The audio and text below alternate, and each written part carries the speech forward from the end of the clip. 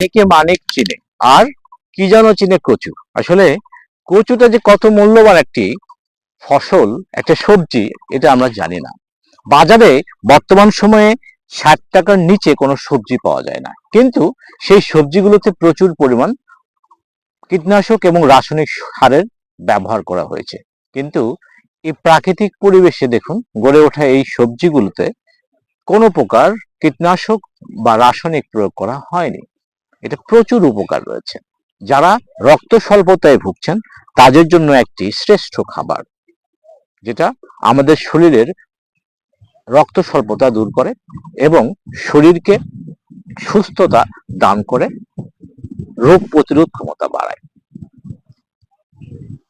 কচু শাকে এক ধরনের ক্যালসিয়াম অক্সালেট নামের এক ধরনের সূক্ষ্ম সলিন থাকে, যে কারণে কচু শাক খেলে গলায় চুলকানি, জ্বালা পোড়া হতে পারে।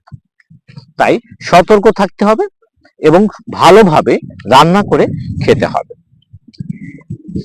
এই ফরমালিন মুক্ত এবং কীটনাশক মুক্ত সবজিগুলো কিন্তু কেউ খেতে চায় না। বিনা পয়সার সবজি, কোনো টাকা লাগে না, কিন্তু কেউ খেতে চায় না।